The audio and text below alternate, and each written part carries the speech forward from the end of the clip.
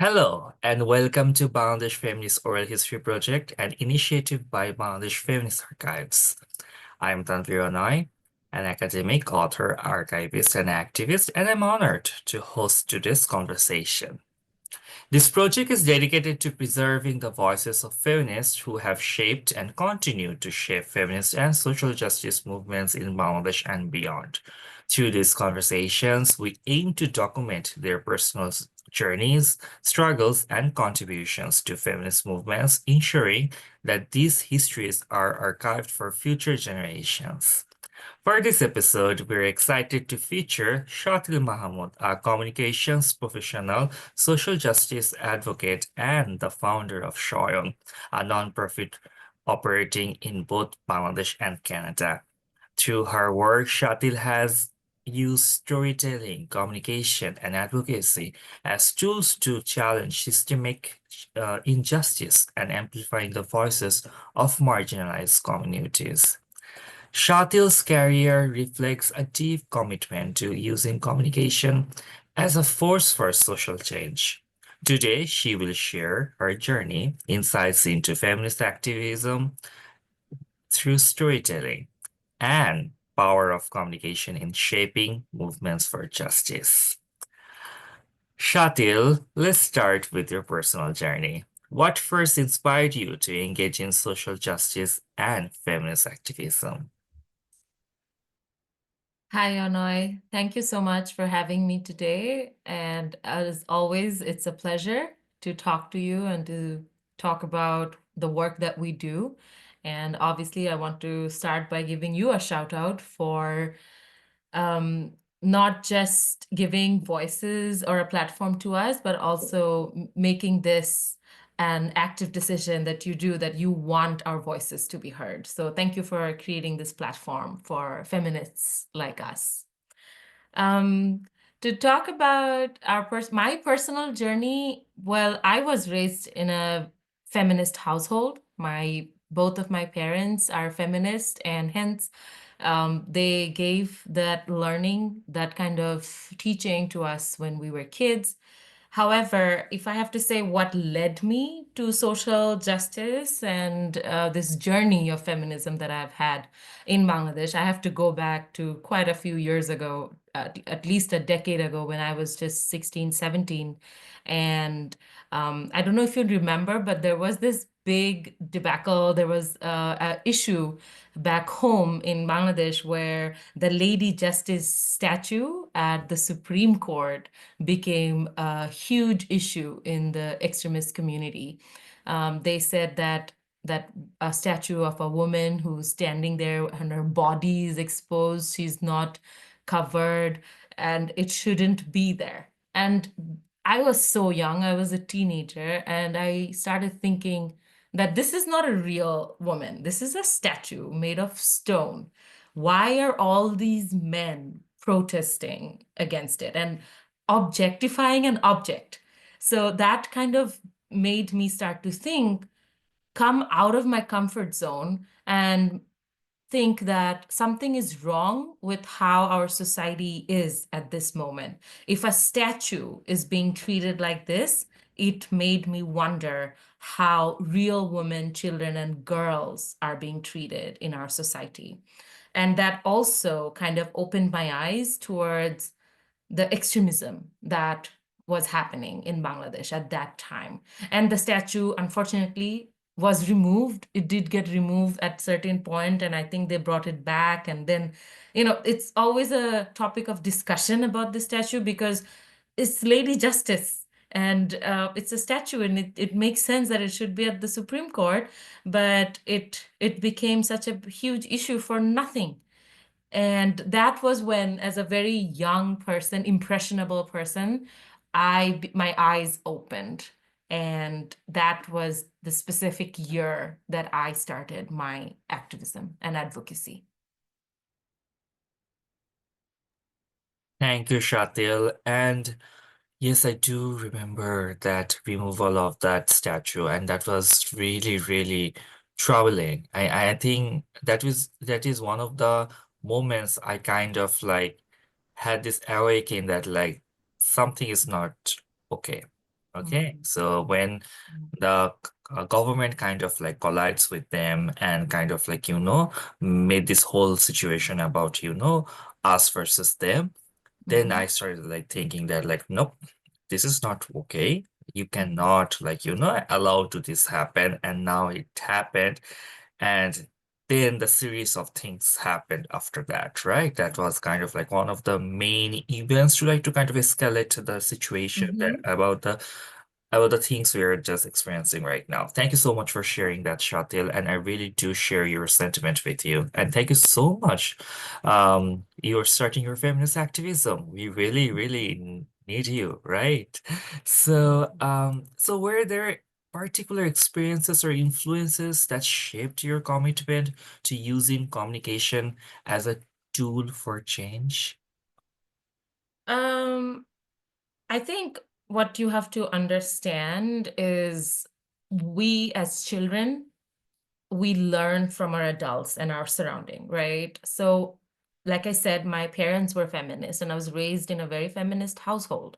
So I just felt well, growing as I was growing up, I felt that I was different from my surrounding because most of my friends were not being raised by feminist parents and they did not get the same opportunities, privileges that I had. And as I grew older, as I started like working and meeting all these different kinds of people, it became more apparent to me that I was the not so normal one, that not everybody has the opportunity to be raised by feminist parents. And even though I grew up in a very sheltered and loving and caring household, I was still, I wouldn't say a victim, but yes, I was a victim of abuse, sexual abuse when I was a child. And can you imagine the fact that I grew up in such a sheltered home and still I had to go through something like that? And I just felt that the only reason that I could survive and be the person that I am today is because of the love that I have received from this household that I grew up in. And obviously, growing up, I did not understand all these names like communication, journalism, and all that. None of these made sense to me because I was just a child. But what I was always inclined to was the aspect of storytelling. I believed in the power of storytelling. I would listen to women talking about their lives, their stories at, let's say, social gatherings, my mom, her friends, my sister, and her friends. And I would be like, this is what I want to hear because these are women like me, or they have been through such traumatic experiences, and then they were sharing their stories. So I wanted to become a storyteller. That's where my passion lies. And I think I understood that quite young. And like I said about the Lady Justice statue, at the same year, I actually, like I said, that started my feminism journey. So I wrote an article called Whose Body Is It at 17, which got published in Dhaka Tribune. And because I felt like I need to talk about this. Somebody needs to talk about our bodies and agency of our bodies and all the wrong that was happening in Bangladesh at that moment. So at a very young age, at 17, I decided I had to take in the responsibility. It was my responsibility to talk about this.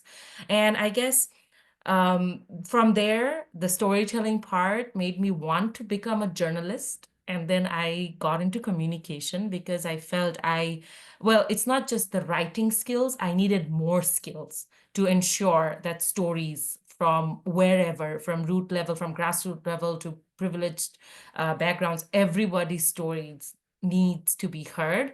Hence, I became a professional storyteller. So I took communication as my profession, but this is where my passion lies as well. So you can say that after I became a communication professional, I started Swayong as well. So I kind of came back to storytelling. So my life has literally come back to a full circle. as a communications professional and a storyteller. Wow, thank you so much, Shatil. That was a really lovely answer. And I must say, as I also had this conversation with your sister who co-founded Swayong, Swatil Mahmud, I really, appreciate how Swayong and you, particularly you as well, used storytelling as a tool to dismantle, I would say, the structural, I would say, hegemony of our country that this is the, like we do have this whole structured mentality about like if we have to share a story, it has to be in a certain way, right?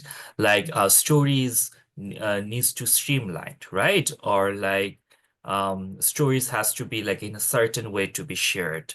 But I've seen how Shoyang very casually and very informally, which I love that like you can share your story just like say it, okay? You don't have to like to, put in a box to like to express yourself, right? So I really appreciate Sharon and you like used storytelling. I don't think used would be a really good word to like to kind of like define it. It's like I think you folks have changed that whole structural hegemony about storytelling, and now when I see stories written in Sharon blogs, I also have written, which I really appreciate that.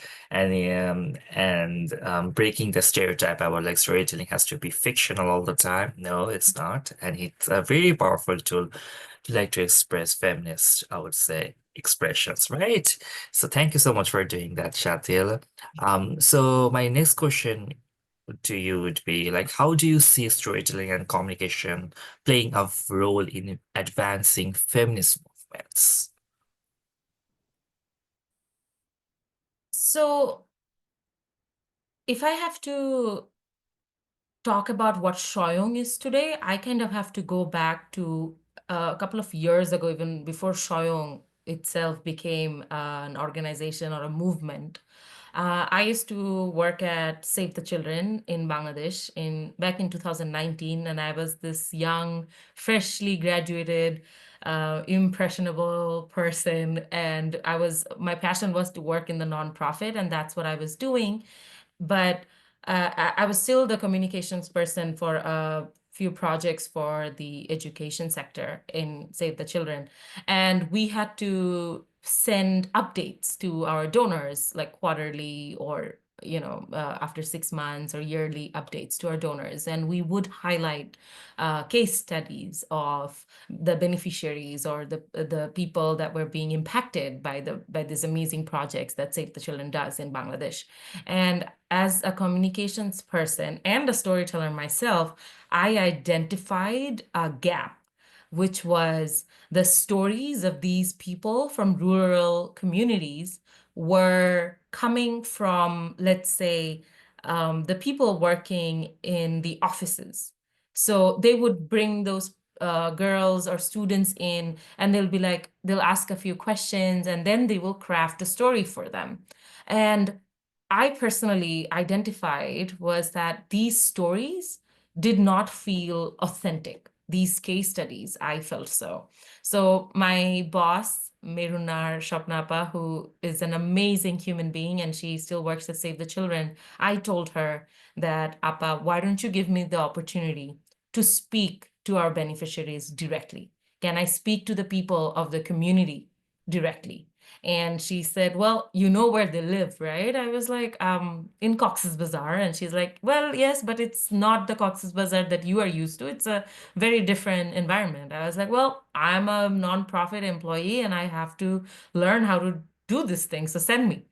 And before I even knew it, I was on my way to Cox's Bazar, and I actually ended up going to Pahartoli in my first field project to gather the stories of the community members.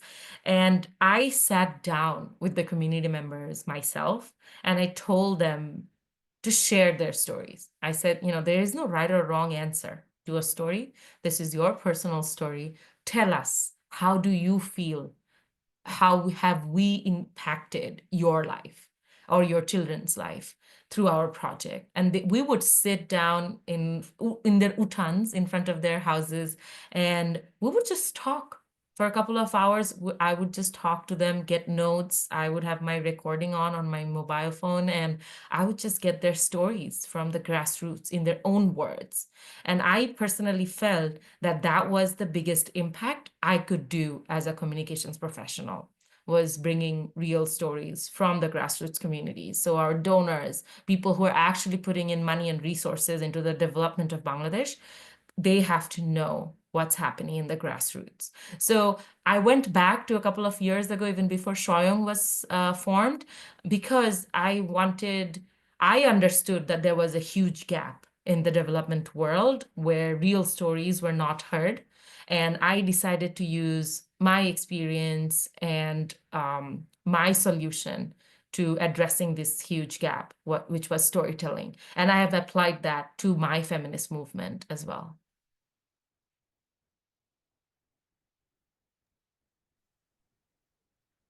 Okay. So, um, thank you so much, Shatil, for your answer. So, yeah, as we have both spoke about Shoyong, but let's talk about Shoyong then again.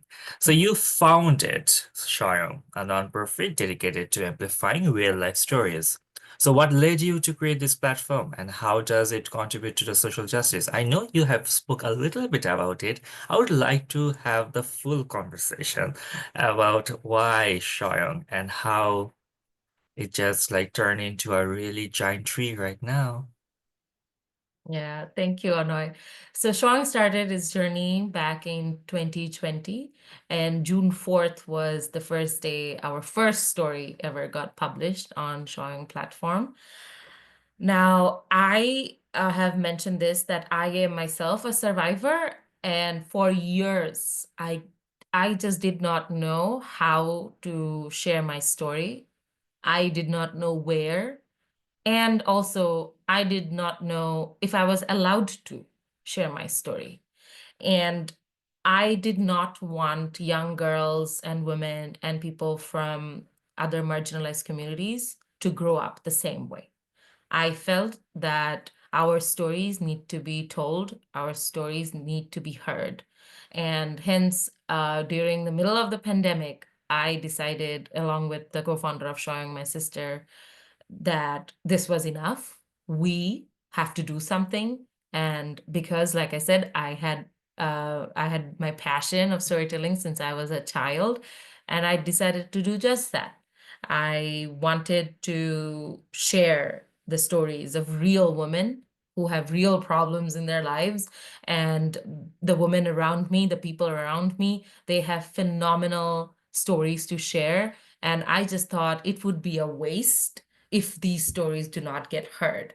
And also, I always felt a gap that I was reading storybooks, or the movies, the media that I was consuming did not have all these phenomenal stories in them.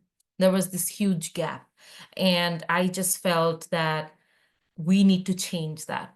And I again made it kind of my responsibility. I was like, since I'm feeling so passionate about this and I'm deeply disturbed by it as well, I have to do something. And so hence I decided to create the safe space for young girls, women, and gender diverse communities and any marginalized communities in Bangladesh and beyond. It was my responsibility to do something.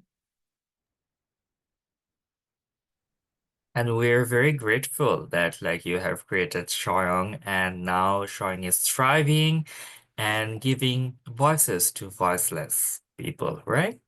Thank you so much, Shatil.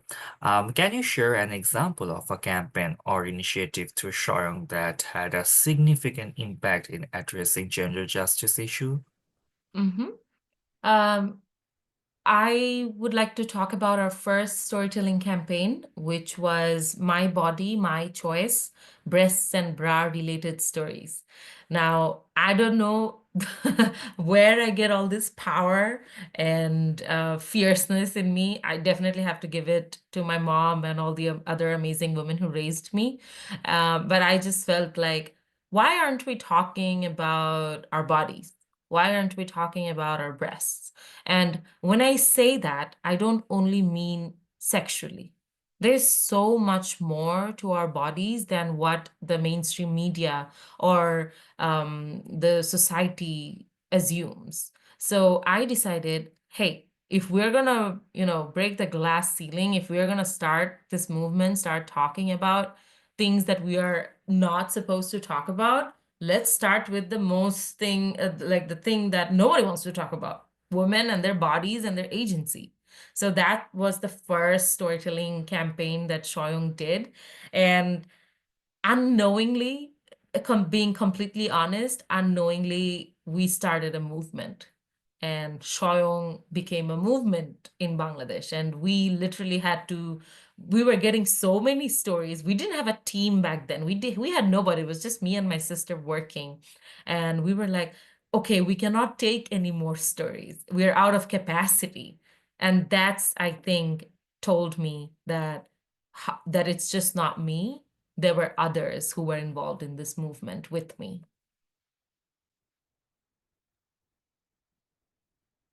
Thank you, Shatil, for your lovely answer.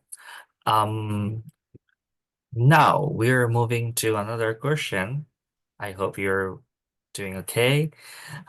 So Sharong operates both in Bangladesh and now Canada. So how do you navigate working in these two different spaces while staying rooted in the local struggles of marginalized communities? This brings me to a particular story. I don't know if you have read this or not, but this story is from Sundarban and Kamala Didi. She's actually a climate justice warrior. She fights for climate change. She's an active volunteer in a few nonprofits working in Sundarban. And we received, well, not received, Swayong Warriors actually went and asked her if she would like to share her story in Swayong. And she said it would be her honor. And she did not realize that it was our honor to interview her. And so Kamala Didi's story is about the struggles of climate change in Sundarban, and it has so much impact in their day-to-day lives. But what we don't understand is that climate change actually disproportionately affects women and children. And what she did was bring the truth to the readers of Swayong and to a global platform. Now, I don't know if you know, I'm actually working in the climate justice sector myself. I'm the communications manager at a sustainability organization. And Kamala Didi's story stood out to me so much that I brought my colleagues in one place and I was like, you need to know about this person, Kamala. She is a climate justice warrior just like you. Yes, you're based in Canada. She is based in a rural village in Bangladesh. But her fights and plights are they need to be heard. And so you need to sit down and listen to Kamala Didi's story. So this is what I believe, that the power of storytelling, the power of Swayong, is that stories are universal.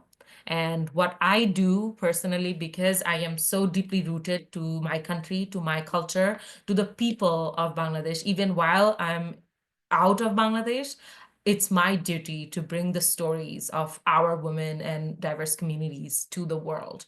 And because Swayong works remotely, we use that to our strength. We bring stories from all over the world, regardless of where you are, who you are. We will put in the effort to bring your stories because this is a global platform. This is a global movement. And yeah, that's what we do. It's not just me, the entire Swayong team, all our Swayong warriors. We believe in the power of storytelling. We believe in making sure that our stories are heard, and the effort that goes in behind each story is reflected by when the stories come to us. Because Kamala Didi's story, even though it was a few years ago, it impacted climate justice warriors living thousands of miles away from her. Thank you so much, Shatil, and keep doing the good work. Okay. Um, So what challenges have you faced in using storytelling to advocate for justice, particularly in a digital landscape where narratives can be shaped or distorted? I think the biggest challenge for me as a storyteller is censorship. Now, when I say the word censorship, it might sound like, oh, is it a censorship board? Who is censoring our stories? We have to understand that censorship comes in many forms and in many ways.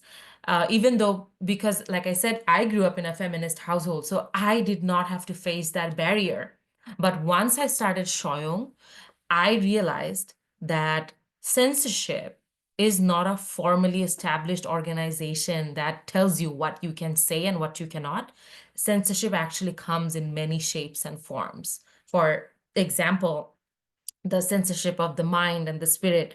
There is systemic censorship. There is the fear and the taboo and the stigma that is attached to sharing our stories.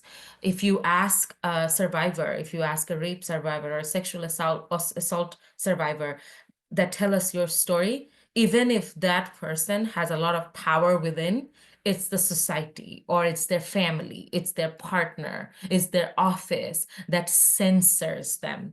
And we have faced this so much in Choyong that we came to know about amazing human beings, and they have been through such traumatic experiences in their lives, but they were just too scared to share their stories. Even though their stories need to be heard, it is empowering for the storyteller.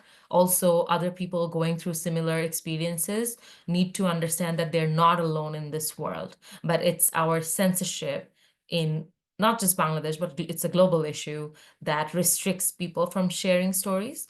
But specifically in Bangladesh, I have to go back to extremism. The fact that there's so much of intolerance and hatred towards certain communities, to certain experiences, that people just do not feel safe to share their stories. And that will always be the biggest problem for a storytelling platform like Shoyong, because our storytellers are censored in many different forms in their lives. Thank you. If I may add with that, um, Sean's Instagram account is such a hit, right? And can you share a little bit with us that like how it feels like whenever you put a content out and you deal with such a negativity and Mhm. sometimes, and it can be very, personally very demeaning and also very degrading, not just for you as well, like the team members there as well. So how do you navigate in this digital, I would say, situation that like how you folks take care of yourself? So because Shoyong, we are fearless.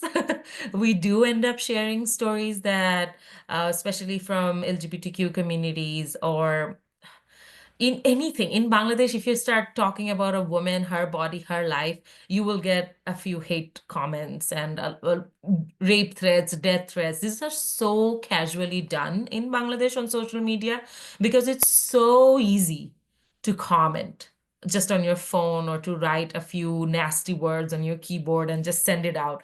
And there is no accountability. You're not held responsible for it. So it's so easy for people to do that. And Shoyong team, we realize that every time we have a very sensitive story that's going out, we take precautions. We are always on guard. We're like, who's commenting? Who's sharing? Who are these people? And also the hate comments that we get, we're like actively blocking them because, first of all, we don't want our storytellers to feel unsafe. We don't want Shoyong warriors to feel unsafe. So we do whatever little we can do online to ensure our safety. And mental health wise, well, I don't know. If you're an activist yourself, how are we supposed to just be like, oh, I just wake up and everything is, sunshine and butterfly. It's not like that. It's the reality of the work that we do. We know the stories, the people who go through such traumatic things in their lives. We are those people as well. And we decide that, okay, we are going to fight this. So it takes an enormous amount of mental capacity to do something like this. We So just, yeah.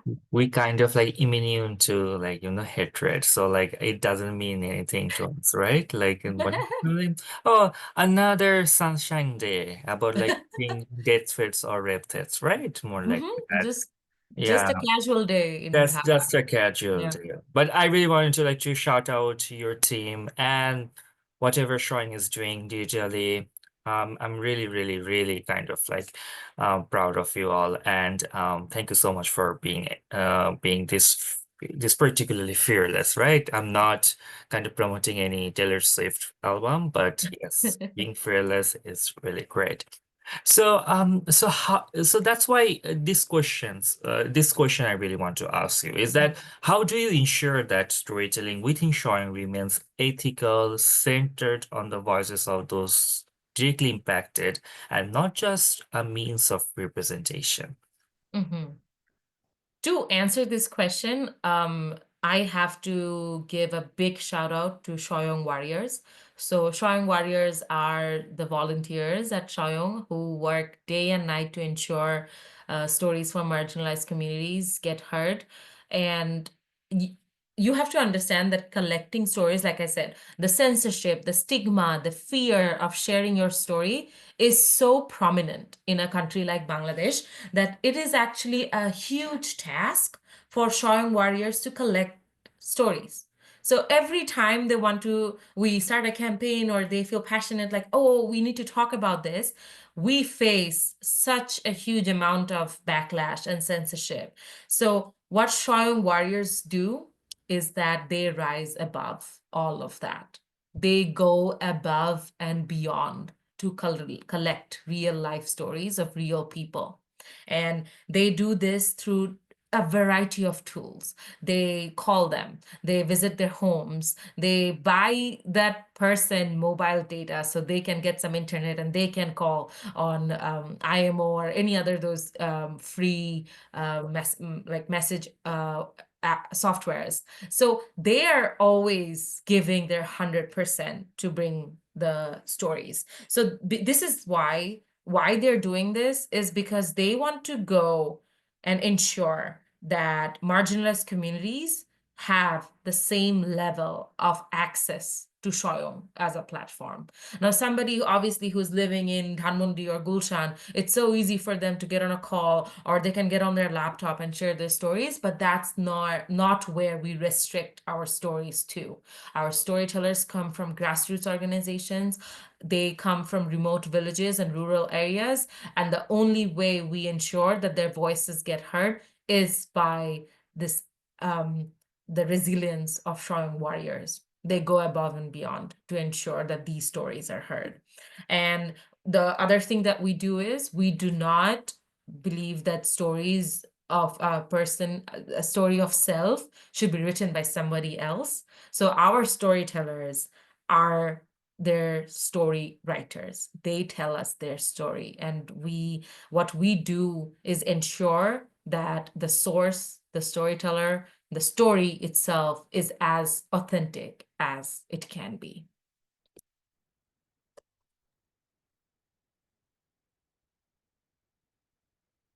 Thank you, Shatil. Really appreciate your response. So let's move to the next question. From your perspective, how have feminist movements evolved in Bangladesh, particularly in this digital era? Mhm.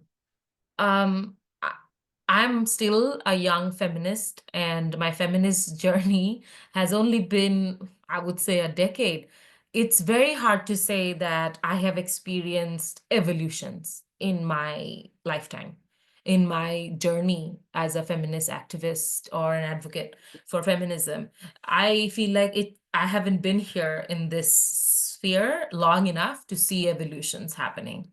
And what also is surprising is that I am fighting for the same things that I was fighting 10 years ago. So 10, 12, 15 years ago, we're fighting the same battles. We're fighting the same kind of intolerance, hatred, extremism in Bangladesh.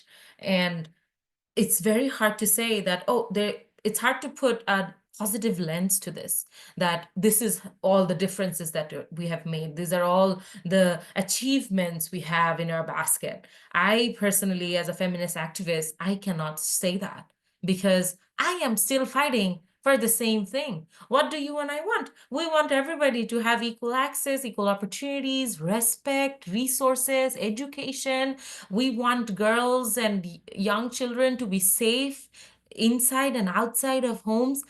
We want our girls to be able to work. We want people from our marginalized communities, from LGBTQI communities to be themselves. That's what we have been fighting for. That's what we are still fighting for.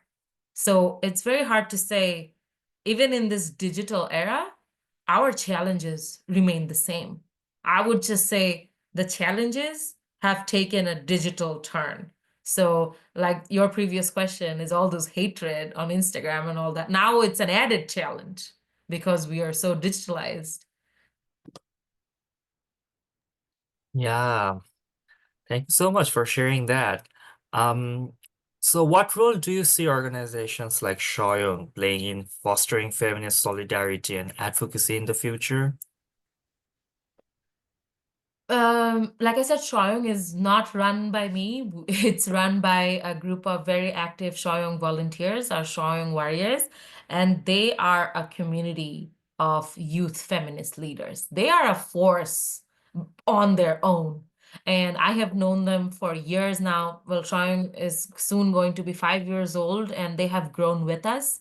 These youth leaders, some of them, they have transformed, they have made their own nonprofits, they're working on their own things, and they're still working at Swayong. So what I feel nonprofit like Swayong did was, first, unknowingly, we started a movement in Bangladesh. And second, we have this new batch of feminist leaders who come from a different generation. They're young, they're 18, 19, 20, they're still in university. We have a great generation of feminist leaders coming out of Swayong, and that is just brilliant to see, and where they are going to advance the movement that so many activists before us had started.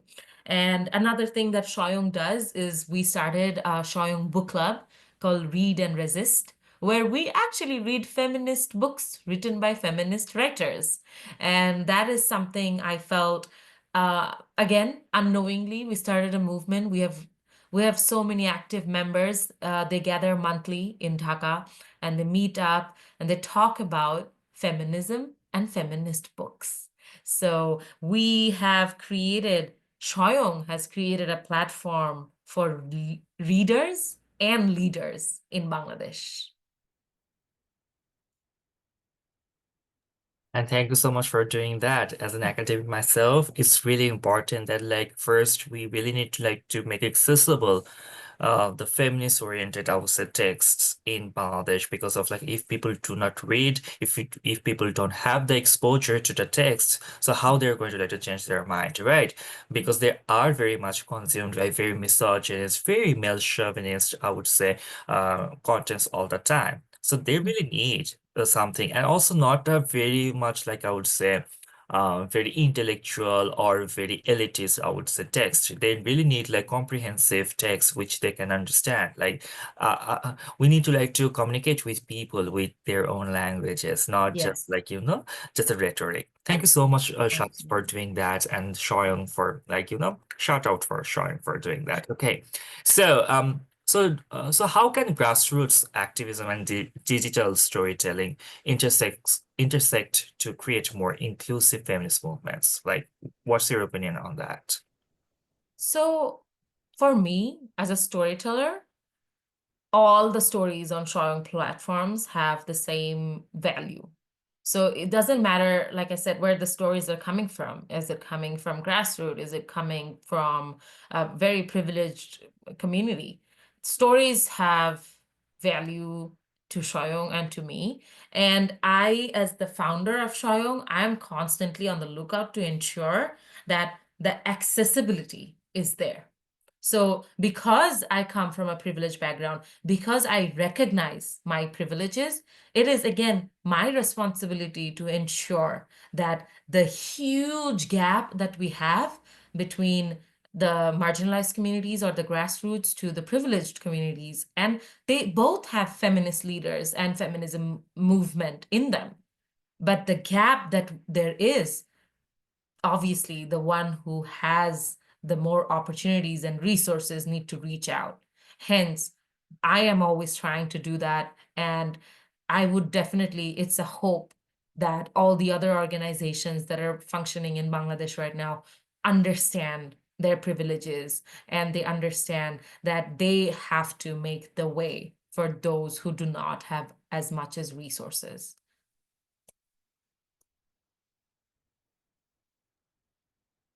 Thank you, Shatil.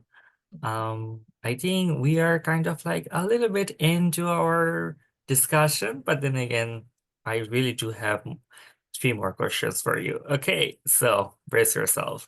Okay, so reflecting on your journey, what lessons have you learned that you would like to share with young feminists and activists? I know you're still a young activist. I don't want to like to kind of, but still, the work you have done, I kind of feel that way. It doesn't define that like, you're a young activist, veteran activist. I really do think like you're a veteran activist, just the like in a small amount of time, how you have created the impact in the feminist movement in that field with Swayong, your own advocacy. I have seen your face too, so many. I haven't heard any single story about like how you kind of like went to the rape protest and you were like screaming out your loud. I really want to hear more about that. Okay, so okay, coming to the question, can you just share with us like what are so just reflecting on your journey. So what lessons have you learned that you would like to share with young feminists and activists? Thank you, Anna. You're so sweet. To really to speak to the young feminists, I just feel like they're amazing on their own. They're doing great work themselves. But since you said that I should, reflect on my journey and give them an advice, that would be, I just have to say, the idea of Shongodosh, the kind of people that you hang out with, the kind of people you associate with matters. Like people like you, me, why are we friends? And we have so many common friends who work in the same spectrum, and we're always running into each other, is because we have created a tribe of our own. And that gives us power. So to all the young activists and feminists out there, I would say build your own support system, make your own tribe, seek out mentors. I have had the opportunity of learning from amazing feminist activists throughout my journey, and I have learned so much. So seek them out, learn from them. And lastly, I just want to say that if you want to build and sustain a movement, a feminist movement in a country like Bangladesh, you cannot do it alone.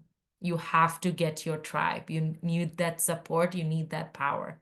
So never think you're alone. It's a collective. It's a collective issue that we are all trying to fight against. So, you know, have your own tribe. Absolutely. একদম সঙ্গদোষে লোহা ভাসে, right? Yeah, absolutely. সৎসর্গে স্বর্গবাস, অসৎসর্গে নরকবাস. Oh, there are so many, right? Yeah. So what is your vision for the future of feminist and social justice movements in Bangladesh and beyond? Can you share with us, Shatil? Absolutely. My vision is almost feels like it has not changed, because when I started working, if you think about all the rape cases and all the injustices that were happening in Bangladesh, they have multiplied. The statistics tell us numbers do not lie. And unfortunately, all the numbers are not even reported. So whatever number we have is really striking. And I just wanted a safe space to grow up and to ensure that the younger generations also have the same opportunities, safe space, and resources while they grew up. But if you look around us, look where you are, look where Bangladesh is heading and all that, I just feel like we're all going backwards. And it's quite depressing. Now brings me back to the conversation of mental health, is that, when America is doing all this injustice to their own people, what's happening in Afghanistan, Iraq, Iran, Palestine, what's happened with all the wars, the Ukraine, and Bangladesh, India, ourselves, what's happening? It's very hard to have a bright vision for a world that we currently live in. So my vision, a very young, wide-eyed, cheery 16, 17-year-old thought that I'm going to change the world. I'm going to make this country better. And I want all girls and women and marginalized communities to have the same opportunities. Nothing has changed. My vision remains the same. Thank you, Shatil.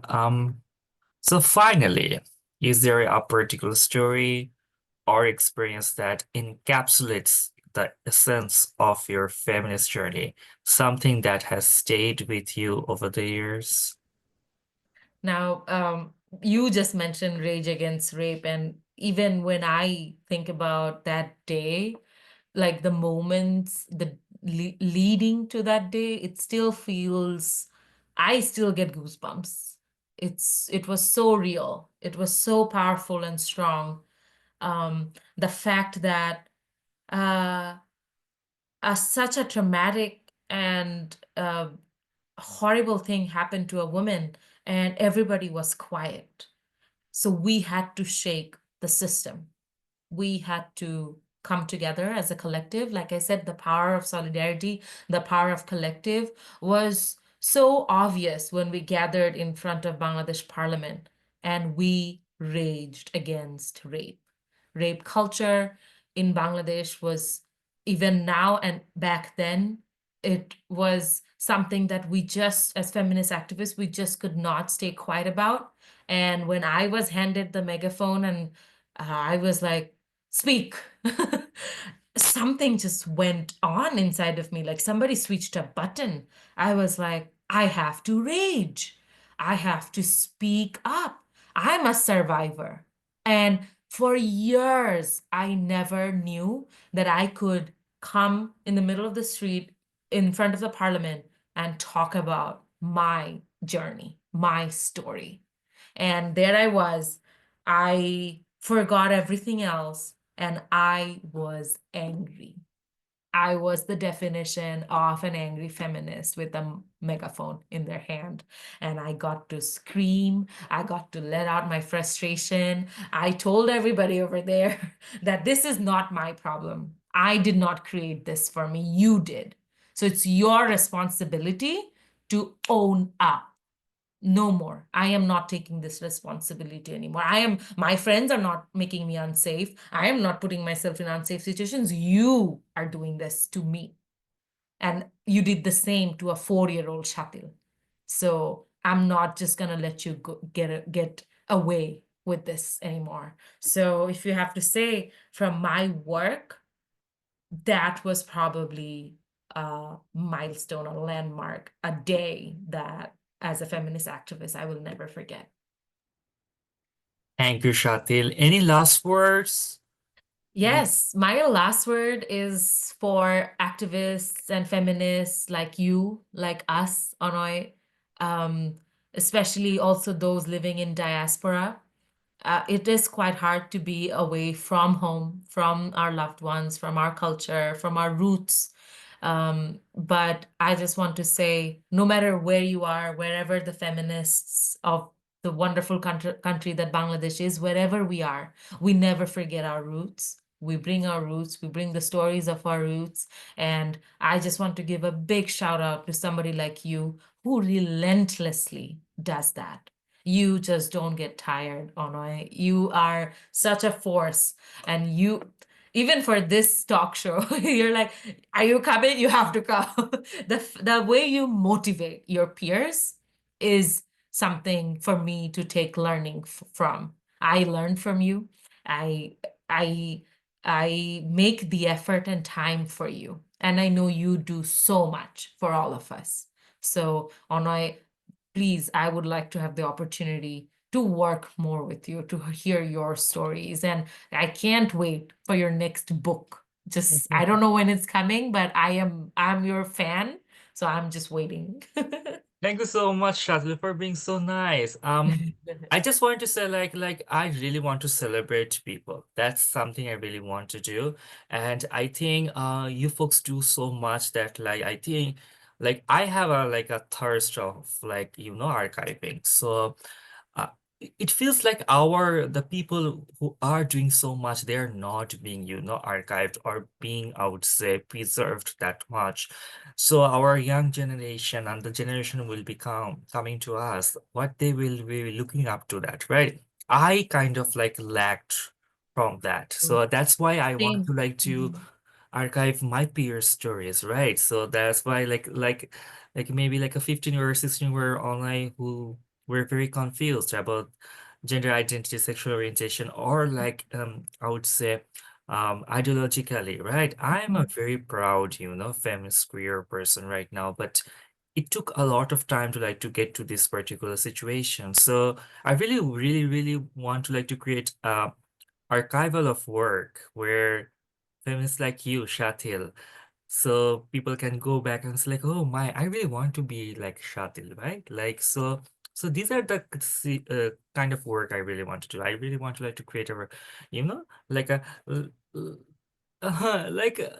I don't know how I kind of define this, but I really want to to create a space where people can go and express themselves, right?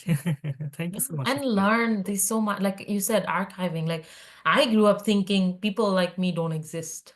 Yeah, yeah, Yeah, absolutely. because there was a And huge gap. and Mhm. and don't know, Shakil, how many people you sort of inspire daily, right? Maybe they cannot come to you and say to you in a phrase, but whenever they hear you speak, right? Whenever you share your story, whenever you do your work, that kind of also give strength to other folks as well to to do their work as well, right? So let's keep this journey ongoing, right? Thank you. So, um, Shuttle, thank you so much for sharing your journey, your insights, and your vision with us today. Your work in communication, storytelling, and advocacy highlights the importance of amplifying lived experiences to create lasting social change. As a as part of Bangladesh Feminist Oral History Project, your voice will serve as a valuable resource for future generations seeking to understand and continue feminist movements. Thank you to everyone who joined us for this episode. Don't forget to subscribe to the Bangladesh Feminist Archives YouTube channel for future episodes. Stay tuned for more stories from feminists shaping Bangladesh history and future. Thank you again, Shatil, and thank you all for being part of this journey.